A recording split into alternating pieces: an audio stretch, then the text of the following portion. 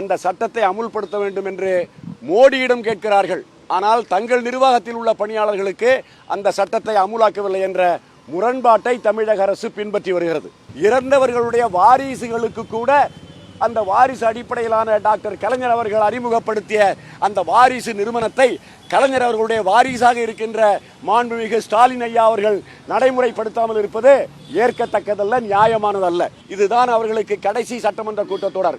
அடுத்த ஆண்டு நடைபெற போவது 2003ஆம் ஆண்டு டாஸ்மாக் நிறுவனம் துவங்கப்பட்டு சுமார் 36,000 பணியாளர்கள் இடஒதுக்கீட்டு அடிப்படையில் சரியான முறையிலே வேலைவாய்ப்பு அலுவலகங்கள் மூலமாக நியமிக்கப்பட்டார்கள். அண்மை காலமான நியமனங்களில் நேரடியாக இடஒதுக்கீட்டு அடிப்படையில் நியமிக்கப்பட்ட பணியாளர்கள் டாஸ்மாக் பணியாளர்கள். அவர்கள் தொழிற்சங்க சட்டப்படி 2 ஆண்டுகளில் பணி நிரந்தரம் காலமுறை ஊதியம் வழங்கியிருக்கலாம். அந்த தொழிற்சங்க சட்டப்படி தமிழக அரசு வழங்கவில்லை.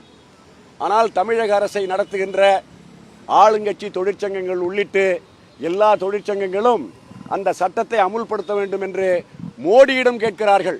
ஆனால் தங்கள் நிர்வாகத்தில் உள்ள பணியாளர்களுக்கு அந்த சட்டத்தை அமுலாக்கவில்லை என்ற முரண்பாட்டை தமிழக அரசு பின்பற்றி வருகிறது.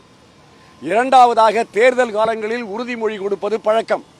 அவ்வாறு கொடுக்கப்பட்ட உறுதிமொழிகளில் ஒன்று, 10 ஆண்டு காலம் தொகுப்பூதியத்தில் பணியாற்றியிருந்தால் அவர்களுடைய பணி நிரந்தரம் செய்யப்படும் என்று இன்றைய முதல்வர் எதிர்க்கட்சி தலைவராக இருந்தபோது தெரிவித்தார் என்பது குறிப்பிடத்தக்க விஷயம்.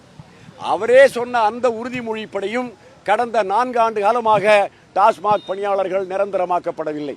அநேகமாக அரசாங்கத்திற்கு அதிக வருமானத்தை ஈட்டி தருகின்ற ஒரு துறை ஆயத்துறை.